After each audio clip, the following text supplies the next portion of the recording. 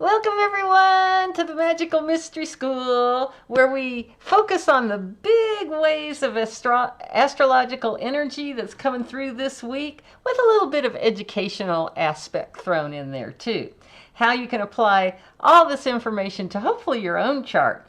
So welcome to Astro Update for October 10th, 2025, and please like and subscribe. Thank you.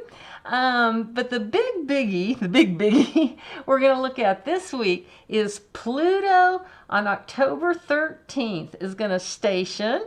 Pop quiz, what station? The train comes up to the station and stops. So Pluto's going to stop and turn around. It's been going retrograde and go direct at 7:54 p.m. Pacific Daylight Time. So if you've got a birthday at the very beginning of Aquarius, and I would call you my January Aquarians, you are getting hit up big time from Pluto right now. So those first 10 degrees of Aquarius. So be prepared. You could have big earth changing inside of you, changes happening. You may be rethinking things on a lot of different levels for sure.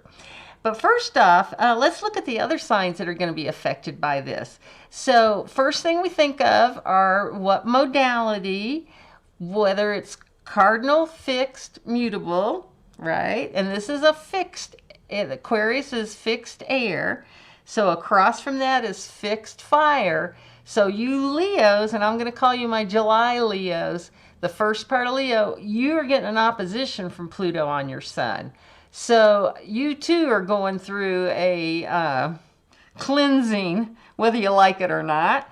And then we've got Scorpio over here that's fixed water, and Taurus, which is fixed earth. So they're squaring or making a 90-degree angles to this Pluto. So this is probably the ouchiest of them all, more than the conjunction, even than the opposition. Because this one, you're just like, oh my gosh, how can I change? What can I do? A lot of questions, that sort of thing. And let me just show you that square, just so you can get that in your mind there. So there you can see the square and how it's hitting up each one of these fixed planets. And the fixed signs, houses too, are always that middle house, just to give you a little up on that anyway. So anyway, I like to show you the card, for the planet or sign that we're talking about. And notice how they're all very nicely dressed in mini skirts, and no more Speedos and bikinis. Okay, so this is Gabriel blowing his horn down, and as you can see, all these folks are dead already. They've got gray skin, so they're popping up out of their coffins, and this is the way you have to do sometime with Pluto, is just let it, take away everything so that you can be born anew, basically. My favorite idea for Pluto energy is the phoenix, because it has to fall to earth and burst into flames before it can be reborn. So just keep that in mind, especially you other fixed signs. Now, but let me also mention who Pluto's going to be helping. Now, this is fixed air.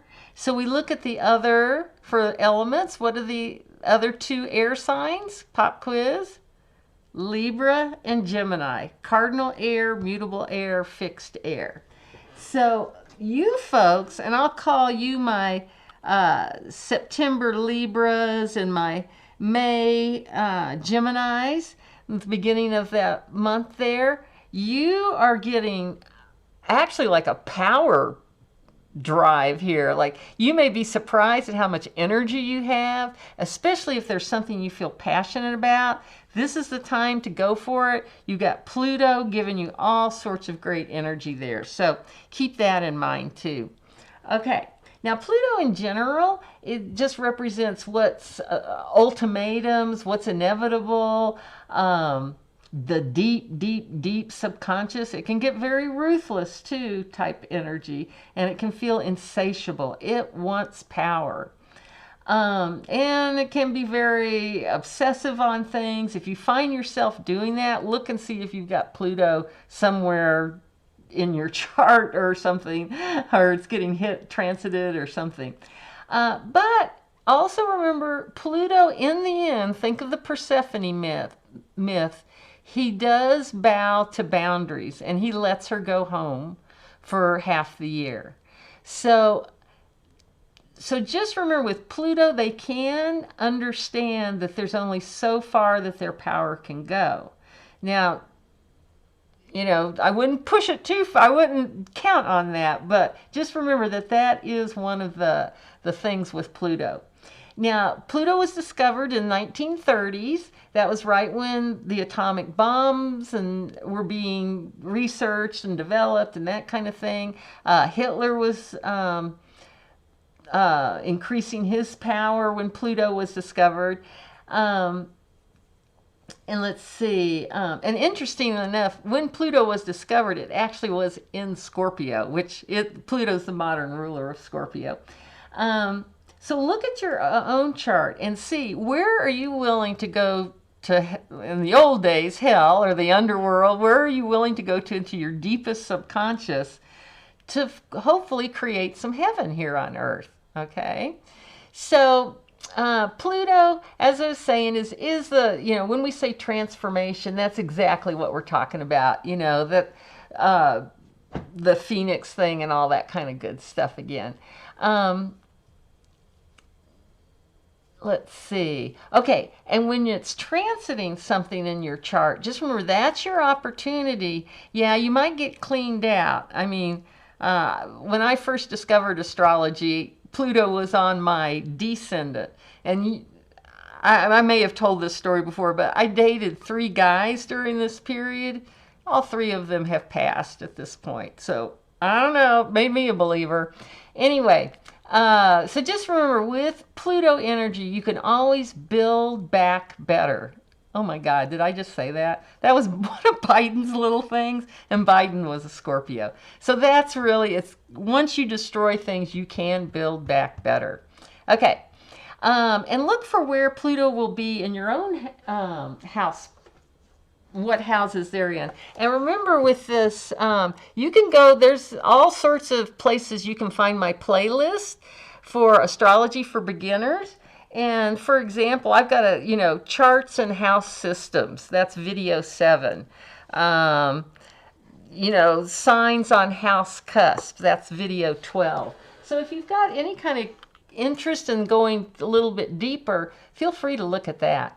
And like I said, there's at the end of this video, there'll be a place where you can go to that playlist. And also I'm always putting the video just before this video on to pick up in case you want some intro into what I'm talking about here. Okay.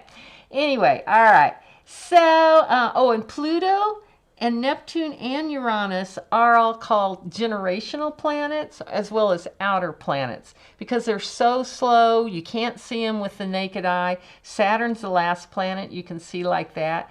So, and generational, just remember Pluto spends 20 to 30 years in a sign. So you can be pretty sure that the people, unless you're born at 1 degree or something like that, or 29 degree, you can be pretty sure people born within within a few years of you probably have the same Pluto, probably have the same Neptune, and the same Uranus, because those are those generational planets. Okay. Also about Pluto, the last time it was in Aquarius was 1777 to 1799. Now that was the American Revolution, the French Revolution. It certainly turned the whole world government system upside down. So, and we have our own democracy here in America, then parliamentary type governments spread across Europe. So just remember that, in even 5-10 years, we could be looking at a whole different world out there, and I think it's going to be great. I do. I think it's going to surprise us all. That's for sure. Okay, so Now, some people say Pluto going into Aquarius is the beginning of the age of Aquarius. One astrologer that I highly respect says, no, no, no, that's not happening for another 140 years. So I got to kind of, bow to that a little bit. But no matter what, Pluto in Aquarius for this next 20 years is definitely going to give us a peek into what the age of Aquarius is going to be like if we're not already just starting it. Okay. So look in your own chart. Oh, and then the other thing that's coming up that's really cool is that with Uranus down here in Gemini, now Uranus is our, expect the unexpected. It's very involved in science and technology and new innovative things, all that kind of good stuff. It's trying 120, a nice smooth angle between Pluto and Pluto and Uranus. Uranus in Gemini, mutable air, Pluto in Aquarius, fixed air. And they are, over the next 2 years until 2027, this trine is going to perfect 5 times. So not only are we just getting a whole new way of looking at the world and maybe even rebirthing ourselves into a whole new different world, but it's also going to be the combination of science and technology. At first I was a little, oh no, AI stuff, but I think we're just going to, especially once we get it understood, we're really going to be able to use AI to help us and so that we don't have to maybe work so hard. Wouldn't that be nice? Okay. And with Uranus here too, the big thing too I like about this is it really brings in humanitarianism. Now Pluto in Aquarius also brings that because interestingly enough, Uranus rules Aquarius. So we're kind of getting a double dose of this science, humanitarianism, that type of thing. So that we're really going to be making some advances. And I hope we make them in the health world too. Maybe that's showing my age too. But I think we're going to come up with a lot of really new inventions and cool stuff like that. Now, if you're having any kind of issues or problems with anything with this, especially with the trine, just look at what kind of results are you looking for. Because if your results are a little shady or a little, you might not have that great success with this. Okay. So just in general, because these planets are slow moving, even Neptune here, Neptune spends 14 years in a sign. These 3 planets are going to be in this configuration for several years here. Okay, what else? Oh, one other good thing too is Pluto is the modern ruler of Scorpio. And Uranus is exalted in Scorpio. So we've kind of got a Scorpio flair too. So another double dose, Pluto, Scorpio, Uranus, Aquarius, and Gemini, just to keep us laughing, huh? Okay, so just remember, this can also bring information with the occult and with science. So that's going to be kind of interesting. In fact, when I was looking on YouTube for videos on 3i Atlas, I kind of wanted to look at some real hard, just sciencey ones as well as woo-woo ones and stuff like that. So I was looking at this science one from just CNN. This was an astrophysicist from Cambridge and all this stuff. And he was talking about Atlas, and he said a couple of times, if it's organic. Which kind of, that was a like, boop, what does that mean? What does he mean? What does he mean if it's organic? And then nothing else was said. He just said that maybe like once or twice. And then I saw the exact same guy on a woo-woo channel. And he was talking all about how this could be a ship with ETs or at least like a satellite that's run by ETs or something. And I'm like, oh my goodness. So that guy was the perfect example of this occult and spirituality or energy type experience that I was it kind of blew me away, actually. Okay, now what else do we have involved here with Pluto? Well, Neptune is basically at 0 degrees Aries, right? And Neptune and Saturn are basically at the midpoint between this trine. And midpoints are very important in astrology. And so this is a 120-degree aspect. And here, I'll go ahead and put our, here I'll show you. So see, there's a trine between all the air signs there. And I'm going to go ahead and put this guy here just to show a nice connection between the two of these. Okay. And that's 120 degrees. All right. And so like I said, this is the midpoint. So it's 30, 60, 30, 60 before it, you know, so it's 60 degrees. So those are sextiles between those two.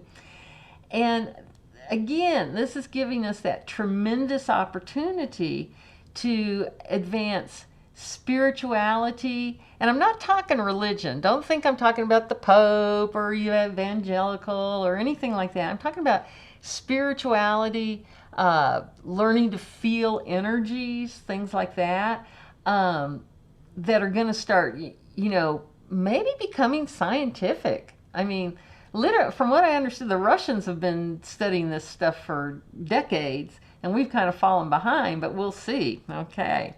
Now, we also have Pluto with this sextile to Neptune.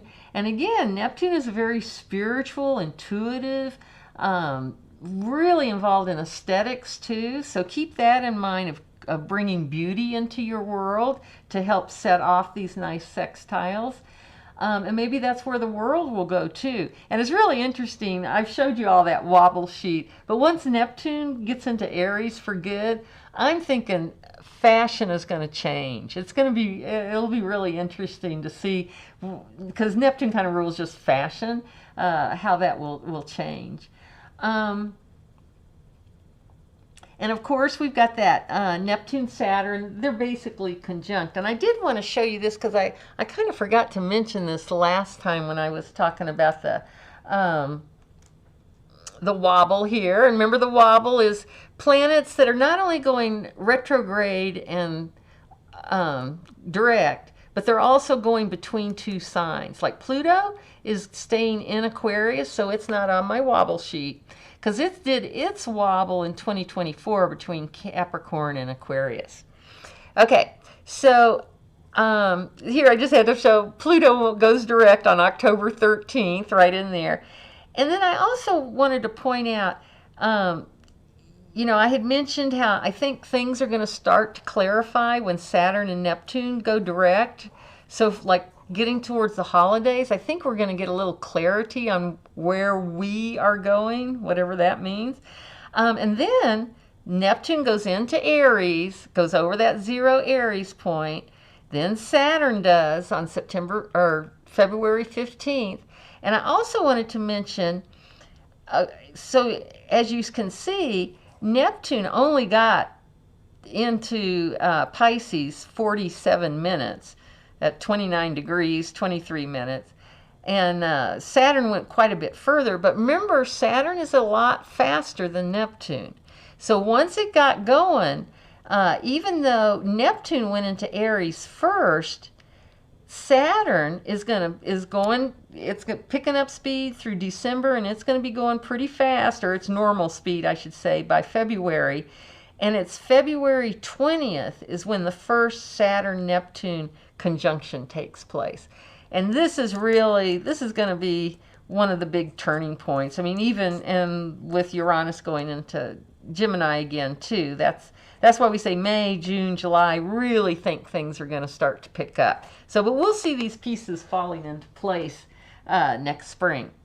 Okay, so we have this sextile here between Pluto and our Saturn, Neptune. Maybe we should give it a name like Bradalina. Maybe we should do Saturn or something like that. I don't know. The two sweethearts here together. Okay, and here we'll put this. Whoop! Didn't want to let go of my glove there. Okay. So you can see it's directing right on that 0 Aries, that this is, you can see, I mean, it's making a big arrow basically, how impactful this will be for that 0 Aries point. Okay, so with Neptune and Saturn sextiling, we're going to feel, now Pluto's pretty good at controlling things. It's pretty much of a control freak. But Saturn is likes to control too, but is more like into organizing, making things, putting everything in their place and all that good stuff. Now, with these two together, we've got a lot of ambition, but with Saturn there too, I think that's going to give us a little bit more wisdom, kind of tone Pluto down, so it's not so much, I want it now, that kind of stuff. So look to see if you've got anything, that's being activated by these very early degrees of Aries, of Aquarius, and very late degrees of Pisces. So I think that's about it. Just remember, Pluto's super slow. I even looked into 2026. The furthest it gets into Aquarius in 2026 is 5 degrees and 30 minutes in May. And then it goes retrograde and stuff like that down to, I think, like 3 degrees. But you can see it's so slow. It's going to go, and then next year, so it takes 20 years. Okay, now let's go ahead and talk about the next biggie that I'm enjoying here is beautiful Venus. All right, now on October 11th, well, first, I'll just go through. I'm going to go through all the transits, and then I'll come back and explain them. So on October 11th, Venus is going to oppose Saturn, okay? And then on October 13th, she's going to go into Libra, so she's going to activate that that Aries point, right? That 0 Aries point, right on that 0 degrees Libra. And then on that same day, she's going to oppose Neptune, which is still in Aries, but almost backing into Pisces. And then Pluto goes direct at like 7:54 p.m. that night. So starting at like 2 in the afternoon, Venus is going to go into Libra and then oppose Neptune, and then Pluto's going to go direct all on the same day. So I would circle October 11th all the way through the 14th on my calendar, but especially the 13th. Okay, then on the 14th, Venus is going to trine Uranus. Cool. See if I can. All right. So she's going to be making that trine there. And then on the same day, this is going to happen about 7 o'clock in the morning. And then at like 5 o'clock in the afternoon, Venus is going to trine Pluto. Woohoo! So what have we got? We've got our kite back that we've been dealing with Mars going over here, Mercury going over here, Sun going over here, and now last but not least is beautiful Venus, right? So when she opposes Saturn, first one, that's not such a fun one, to be quite honest, but because it's kind of, Saturn's the cosmic cop, sort of slows us down. Venus, especially in Libra. Well, she's not in Libra yet. She's still in Virgo, prim and proper there. She still wants to have fun, but Saturn is going to make her disciplined. So on that day, October 11th or 10 to 12, I would circle those days as things to get something done, especially if it has something to do with beauty. Like, are you going to paint something to make it look better? Are you going to make some clothes or something that you want, a beautiful fashion or something like that? That's the time to make beauty real, okay? And to really, you have to kind of work on it though, since it's in opposition. Then on the 13th, Venus goes into Libra, so she's going to leave prim and proper Virgo and get into, she rules Libra. She just feels super comfortable. Libra is the the beauty, the peacemaker of the zodiac. Now watch out. No, remember, she's always balancing these scales, right? Back and forth, back and forth. Let's see if I can, yeah. And so sometimes she gets the rep for being go along, get along, or being a little too you know, mushy. But look out, you see she's got a big old sword in her hand. So just remember, Libras have a line in the sand or in wherever. And if you do cross that line, she can cut you off. So just be aware of that. That Venus isn't all on puppies and kittens and nice things. she can be tough. Let's just say that. Because remember, Saturn is exalted in Libra, so she does know how to lay the law down, and Libra is the law. Okay. Now again, here's that midpoint that's getting highlighted here. And so we've got this beautiful grand trine, you know, set off as soon as Venus hit Libra. And remember, we don't want to get stuck and round and round and round in our whole brains, because this is an air trine, so we can get a little too mental about that. But we've got this beautiful exit point here. This, anytime you have an opposition, a planet opposition to one of the two sides or three sides of a grand trine, you create this little mini trine, grand trine here of sextiles. And this is our way out. So finding that balance through our dreams and our imagination and our fantasy Neptune, and really trying to make them real with Saturn right on this 0 Aries point. I mean, just remember, we are kind of manifesting the future. I mean, we're always manifesting the future, but we're looking at this time after everything gets going down here in May and stuff that we're thinking about. And you know, and you can manifest a new car or a relationship, a house, whatever, those kinds of things.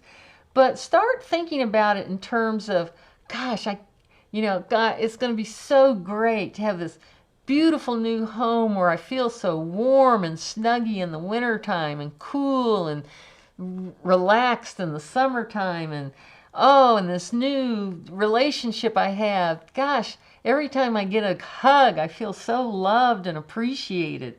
You know, start thinking those kinds of things too, to really put some feeling behind that.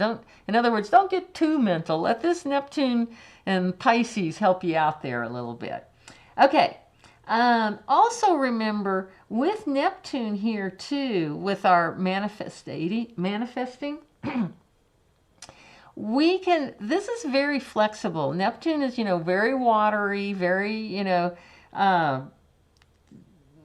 needs a container to have a form, basically. And here we've got our container, Saturn here. But just remember, this is a good time right now with this Venus going into Libra to even make your fantasies or your imaginations even more idealistic, even more exactly what you want. Now, Venus opposing Neptune can bring in a spiritual romance, but just remember, with Neptune there, it's probably not going to come to any fruition. This will be somebody like you meet them and you go, oh my God, they're so fabulous. Oh, you're married? Bye, that kind of stuff. Or you meet somebody and say, oh, they're so great, Oh, you live 2,000 miles from here, you're just visiting? It's going to be that kind of thing with Venus opposed Neptune. So, and Saturn, not helpful either. But Saturn will help us understand and make a reasonable decision. Okay, now I didn't talk too much about the past. I'm sorry, I totally spaced that. Remember, I think this Pluto going direct is the government shutdown. This Capricorn energy, Pluto didn't make it back to Capricorn. So I think this is kind of the last gasp of that Pluto and Capricorn trying to, this is how powerful I am. I can do this. I can do anything I want kind of energy.